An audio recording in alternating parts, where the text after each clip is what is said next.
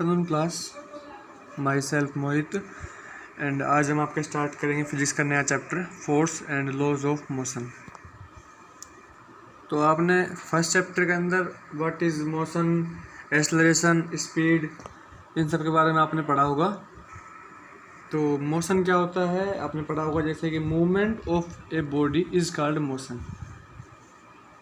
किसी ऑब्जेक्ट या किसी बॉडी की मूवमेंट को हम उस बॉडी का मोशन बोलते हैं। आपने अपने एवरीडे लाइफ के अंदर देखा होगा, आप सुबह उठते हो, रोड पे कोई आदमी चल रहा है तो the man is in motion. कोई कार चल रही है तो कार अपने मोशन में है। Everything is in motion. कोई लिविंग थिंग है वो चलती है तो वो अपने मोशन में है। तो आज हम जो इस चैप्टर के अंदर पढ़ेंगे वो पढ़ेंगे what is the cause of motion, कि मोशन क्यों होता है। कि मोशन तो पता लग गया आपको क्या होता है, movement of a body is called motion. आपको एग्जांपल भी बहुत पता होंगे मोशन के। लेकिन what is the cause of motion, कि ये मोशन क्यों होता है, किसके कारण होता है। तो उसका आंसर है पुश और पुल। हम कोई चीज़ ऑब्जेक्ट रेस्ट पे है, हमने इसको पुश किया तो वो मोशन में आ गई। हमने इसको इधर पुल कर लिया, खींच लिया अपनी तरफ, तो ये मोशन में आ गई। और पुश और पुल को हमने एक नया नाम दिया, फोर्स। अगर फोर्स की हम डेफिनेशन लिखे हैं कि व्हाट इज़ फोर्स, तो ए पुश और pull is called a force. Push और पुल को ही हम फोर्स कहते हैं। और फोर्स ही जो है, फोर्स के कारण ही मोशन होता है। कोई भी ऑब्जेक्ट अगर रेस्ट पे है, हमें उसको अगर मोशन में लाना है तो पुश, या तो उसे पुश करना पड़ेगा या उसे पुल करना पड़ेगा, लेकिन हमें उसके ऊपर फोर्स लगाना पड़ेगा। तभी वो बॉडी जो है, वो ऑब्जेक्ट जो है वो मोशन में आएगा। तो अगर आपसे कोई पूछे वो ऐसी कौन सी चीज़ है जिसके कारण बॉडी के अंदर मूवमेंट आती है, बॉडी के अंदर मोशन आता है, या ऐसी कौन सी चीज़ है जो किसी बॉडी के मूवमेंट को रोक देता है, अगर कोई बॉडी मोशन में है तो उसे रोक देता है, तो उसका आंसर है फोर्स। फोर्स की वजह से किसी बॉडी के अंदर मोशन पैदा भी किया जा सकता है, और कोई बॉडी अगर मोशन के अंदर हो तो उसे रोका भी जा सकता है। अब हम इसके अंदर पढ़ेंगे थोड़ा फोर्स के बारे में।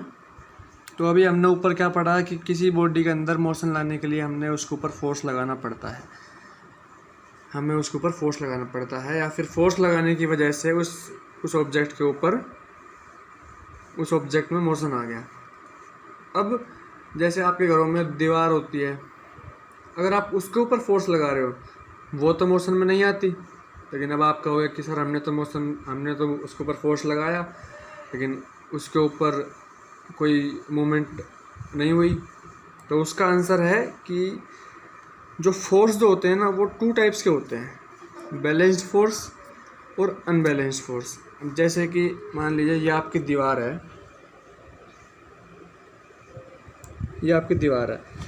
इधर से आपने एक फोर्स लगाया 10 यूनिट का। मान लीजिए कि ये एक दीवार थी, ग्राउंड से अटैच है, और इधर से आपने फोर्स लगाया 10 यूनिट का। तो जो ग्राउंड से अटैच है, इस दीवार के ऊपर, इस वॉल के ऊपर, इस साइड से एक और फोर्स लगेगा, चाहे वो फ्रिक्शन फोर्स हो या कोई भी फोर्स हो, एक और फोर्स लगेगा जो आपके ही फोर्स के बिल्कुल बराबर होगा। और आपके जो आपका फोर्स आपने इस साइड लगाया, और वो आपके फोर्स को कैंसिल कर देगा उसके अपोजिट डायरेक्शन से लग के। जैसे आपने 10 से 10 यूनिट लगाया, तो जो फोर्स होगा, फ्रिक्शन फोर्स जो इस वॉल के ऊपर लगेगा, वो आपके इस फोर्स को कैंसिल कर देगा इधर से 10 यूनिट और लगा के एग्जैक्ट। तो जो नेट फोर्स जो बच जाएगा ना आपका, वो हो जाएगा 0। और इसकी वजह से वॉल के अंदर कोई मूवमेंट नहीं आती। अब जैसे मान लीजिए कोई ये कार है, ये कार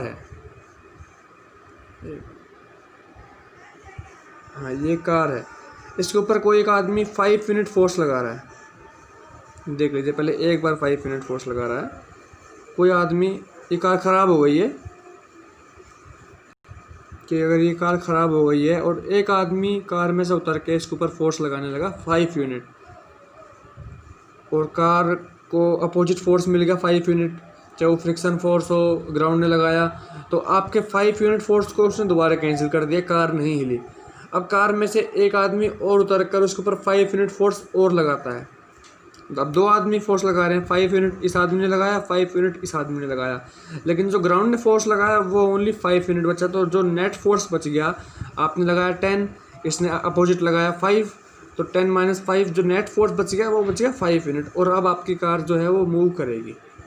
जहाँ नेट फोर्स 0 नहीं होता वहीं पे मोशन आता है। यहाँ पे नेट फोर्स 0 हो गया तो यहाँ पे मोशन कभी नहीं होगा। तो जहाँ पे नेट फोर्स 0 नहीं होता उसको हमने नाम दिया अनबैलेंस्ड फोर्स, और बैलेंस्ड फोर्स के अंदर द नेट फोर्स जो होता है वो 0 होता है। ये 2 लाइन और देख लेना कि बैलेंस्ड फोर्स की वजह से कभी कोई कंडीशन के अंदर चेंज नहीं आती कि अगर बॉडी रेस्ट पे थी तो बॉडी रेस्ट पे ही रहेगी। इसको मूवमेंट में लाने के लिए आपको अनबैलेंस्ड फोर्स लगाना पड़ेगा। जैसे कि आपने इस कार के ऊपर लगाया, पहले आपने लगाया 5 यूनिट, तो 5 यूनिट तो बैलेंस्ड हो गया, तो मोशन में नहीं आई कार। लेकिन जब आपने 5 यूनिट और लगाया तो जो नेट फोर्स जो हो गया वो 5 यूनिट हो गया, क्योंकि 5 से 5 कैंसिल हो गया, लेकिन ये 5 यूनिट लिखा हुआ है नीचे। 5 यूनिट जो ग्राउंड ने इसको फोर्स लगाया अपोजिट डायरेक्शन में। लेकिन अब जो है 5 यूनिट एक आदमी और लगाने लग गया, तो जो नेट फोर्स हो गया वो 5 यूनिट बच गया। अब तो कार मूव कर रही है, तो इसे बोलते हैं अनबैलेंस्ड फोर्स। और अनबैलेंस्ड फोर्स की वजह से ही हमेशा कंडीशन में चेंज आता है। ये कार जो है वो रेस्ट पे थी, अब मूवमेंट में आ गई इसके ऊपर फोर्स लगाने की वजह से। तो there are 2 type of forces, balanced force और अनबैलेंस्ड फोर्स। यहाँ पे बैलेंस्ड फोर्स की वजह से कोई मोशन में चेंज नहीं आता, कोई बॉडी की कंडीशन में कोई चेंज नहीं आता। जो चेंज जो आता है वो अनबैलेंस्ड फोर्स की वजह से आता है। तो आप एक बार डेफिनेशन देख लीजिए बैलेंस्ड फोर्स की और अनबैलेंस्ड फोर्स की। If all the resultant of all forces acting on a body is 0, ये रहा ऑल द फोर्सेस कि जितने कुछ फोर्स आपने लगाया, कुछ इसके ऊपर ग्राउंड ने लगाया, ऑल द रिजल्टेंट इन दोनों का sum. If all the resultant of all forces acting on a body is 0, अगर 0 हो जाएगा, this type of forces are called balanced force. इस प्रकार के फोर्सेस को हम बैलेंस्ड फोर्स कहेंगे। अनबैलेंस्ड में the resultant of all forces acting on a body is not 0, वहाँ 0 नहीं होगा, उसे हम बोलेंगे अनबैलेंस्ड फोर्स, जैसे कि इस एग्जाम्पल में हमने देखा। अब थोड़ी सी जो है हम फोर्स की प्रॉपर्टीज़ पढ़ते हैं। हमने पीछे पढ़ा था कि फोर्स की वजह से बॉडी के अंदर मोशन होता है, और फोर्स की वजह से हम किसी बॉडी को रोक सकते हैं, अगर वो मूवमेंट में है उसका मूवमेंट ख़त्म कर सकते हैं। तो ये प्रॉपर्टीज़ मैंने लिखी है। उसकी फर्स्ट पॉइंट में है force can move a stationary body. Force can move a stationary body. कोई अगर बॉडी रेस्ट पे है, उस पर फोर्स लगाते ही वो बॉडी मूव करने लगेगी, तो उसके लिए हमें फोर्स लगाना पड़ेगा। और फोर्स की वजह से कोई मूविंग बॉडी को हम स्टॉप भी कर सकते हैं। Force can change the speed of a moving body. इसका एग्जांपल जैसे कि force can change the speed of a moving body. कोई बॉडी चल रही है, आप अपने फुटबॉल गेम में देख लीजिए, कोई अगर फुटबॉल काफ़ी स्लो चल रही होती है, जो पीछे से प्लेयर आता है उसके ऊपर फोर्स लगाता है, तो किक मारता है, वो फोर्स लगाता है ताकि जो फुटबॉल की जो स्पीड है वो काफ़ी तेज़ हो जाए। तो ये एग्जांपल है इसका कि force can change the speed of a moving body. Force can change the direction of a moving body. इसका भी वही एग्जांपल ले लेते हैं हम आपके फुटबॉल वाला, कि फुटबॉल जब चल रही होती ग्राउंड के ऊपर, तो कोई भी प्लेयर आके किसी भी साइड उसकी तरफ फोर्स लगा के, जिस साइड वो फोर्स लगाएगा उसी साइड जो फुटबॉल जो है वो मूव करने लगेगी। तो फोर्स की वजह से हम मूविंग बॉडी की डायरेक्शन को भी चेंज कर सकते हैं। तो ये सारे एग्जांपल आपने अपनी डेली लाइफ के अंदर देखे होंगे। अब हम जो इस चैप्टर के अंदर पढ़ेंगे, चैप्टर का नाम था force and laws of motion. तो फोर्स के बारे में आपने जान लिया है कि फोर्स क्या क्या होता है। फोर्स की वजह से मूवमेंट होता है, पुश और पुल को हम फोर्स कहते हैं। Balanced force, unbalanced force, force की कुछ प्रॉपर्टीज़। अब जो हम पढ़ेंगे इसके अंदर न्यूटन लॉज ऑफ मोशन। तो आज स्टार्ट करते हैं पहले हम Newton first law of motion से। उससे पहले हम जान लेते हैं इनर्शिया के बारे में। Newton first of law of motion को ही लॉ ऑफ इनर्शिया भी कहा जाता है। मैं लिख देता हूँ,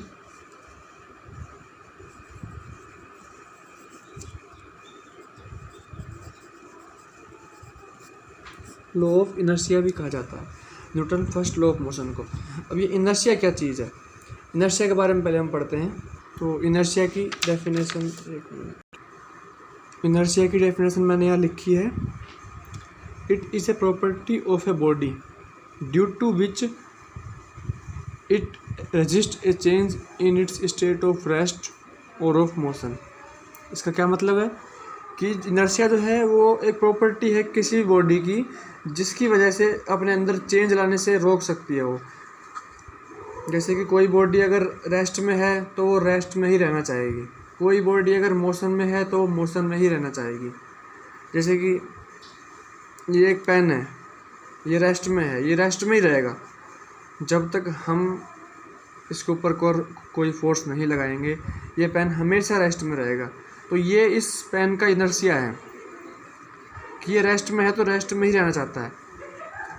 अब इनर्शिया जो है वो डिपेंड करता है मास के ऊपर। जैसे इस पेन का मास जो है वो बहुत कम है, तो हम इसका इनर्शिया भी बहुत कम है, हम इसको ईजिली रेस्ट से मूव कर सकते हैं। अगर पेन मूव कर रहा है उसको रोक सकते हैं वहीं पकड़ के। तो इनर्शिया जो है वो डिपेंड करता है बॉडी के मास के ऊपर। फॉर एन एग्जांपल ले लीजिए कि जैसे एक पत्थर है, एक स्टोन है जिसका वेट है 1 kg, छोटा पत्थर है, और जस्ट साइड में है वो 15 किलो का है, 15 kg का पत्थर। अब ये दोनों आपकी तरफ मूव कर रहे हैं, या फिर आपको इन्हें मूव कराना है, कुछ भी ले लीजिए। तो आपको किस में ज़्यादा इजी, कौन सा आपको इजी पड़ेगा, कौन सा आपको डिफ़िकल्ट पड़ेगा, तो वो डिपेंड करता है उसके मास के ऊपर। जैसे छोटा वाला जो पत्थर है इसको आप इजीली उठा सकते हो, आप इसको अगर ये मूव कर रहा है आप इसको आप इजीली रोक सकते हो, पकड़ सकते हो, या आपकी तरफ मूव भी कर रहा है, अगर पत्थर ये वाला आ रहा है, किसी ने फेंका है, तो आप इसको ईजिली रोक सकते हो। लेकिन वहीं अगर ये 15 किलो वाला पत्थर को आपको मूव कराना हो, अगर ये रेस्ट में है, अगर आपको इसको मोशन में लेके आना हो, तो आपको काफ़ी डिफ़िकल्टी होगी। तो इसका जो इनर्शिया है वो ज़्यादा है, मोर इनर्शिया।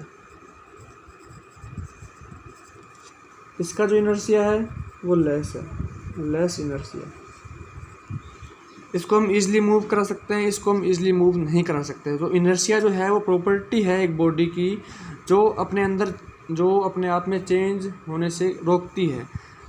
15 किलो को हिलाने में काफ़ी डिफ़िकल्टीज़ होंगी, 15 किलो को हिलाने में डिफ़िकल्टीज़ होंगी, लेकिन अगर हम 1 किलो वाले पत्थर को हिलाते हैं, अगर वो रेस्ट पे है, उसको अगर मोशन में लाना चाहें तो आसानी से उसको मोशन में हम ला सकते हैं। तो इसका इनर्शिया जो है वो कम है, इसका इनर्शिया ज़्यादा है।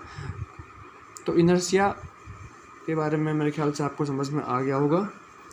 और अब हम पढ़ेंगे न्यूटन फर्स्ट लॉ की डेफिनेशन। फिर आपको समझ में आएगा कि हम इस लॉ को लॉ ऑफ इनर्शिया भी क्यों कहते हैं। तो न्यूटन फर्स्ट लॉ हमसे क्या कहता है, an object at rest will remains at rest, कि कोई ऑब्जेक्ट जो है और वो अगर रेस्ट में है वो रेस्ट में ही रहेगा। और दूसरी बात क्या कहता है, an object in motion will keep moving in straight line. अगर कोई ऑब्जेक्ट है वो मोशन में है तो वो मोशन में ही रहेगा अपनी सेम डायरेक्शन में, unless an external force applied on it, जब तक कोई बाहरी फोर्स उसके ऊपर आकर नहीं लगता। अब ये एक्सटर्नल फोर्स क्या होता है इसका एग्जांपल देता हूँ मैं आपको, एग्जांपल से समझाऊंगा इसे भी। जैसे मान लीजिए आप एक कार में जा रहे हो और अचानक से कार ख़राब हो जाए। अब ड्राइवर आपसे कहे कि कार को धक्का लगाना पड़ेगा, और आप ड्राइवर के पीछे वाली सीट पे बैठे हो और आप अंदर बैठे बैठे ही धक्का लगा रहे हो, अंदर बैठे बैठे ही फोर्स लगा रहे हो अपनी आगे वाली सीट को, ड्राइवर सीट को आप फोर्स लगा रहे हो, लेकिन आपके फोर्स से वो कार नहीं मूव करेगी, क्योंकि आपने जो फोर्स लगाया है वो इंटरनल फोर्स लगाया है।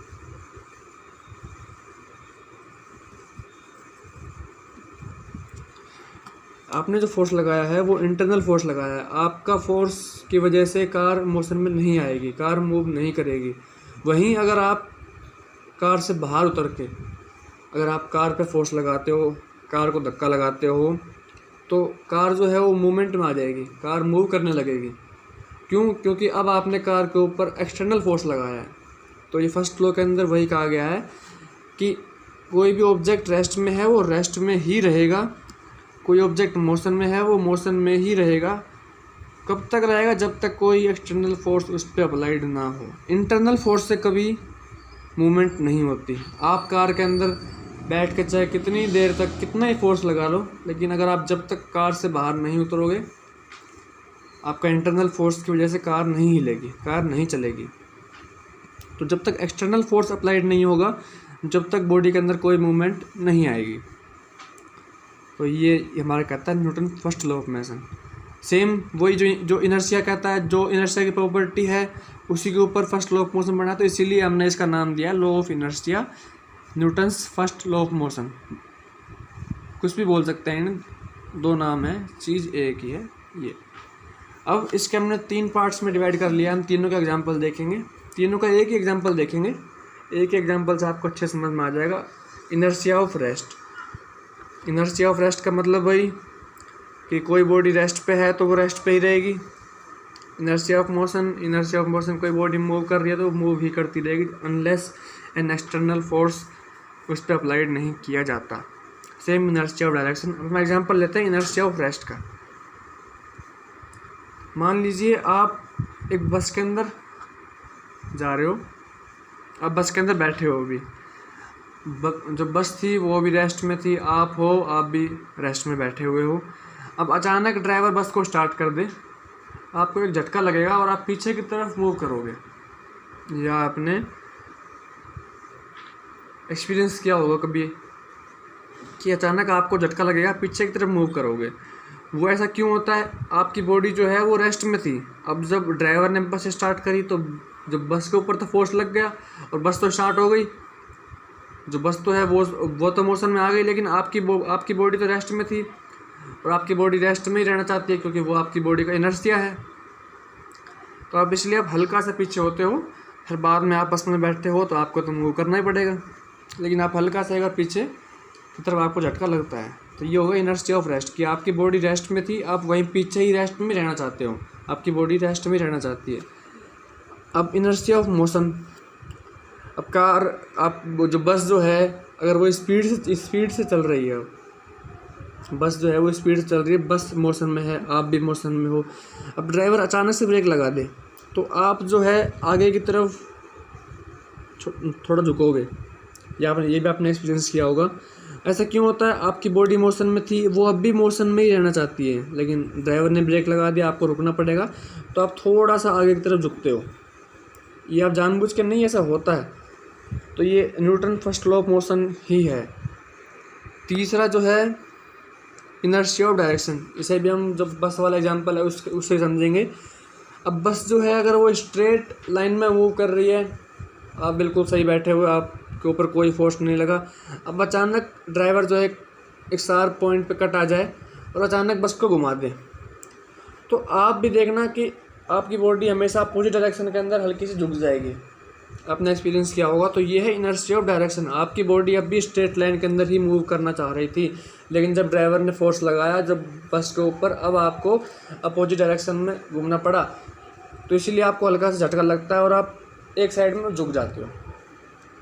तो ये था फर्स्ट लॉ ऑफ मोशन।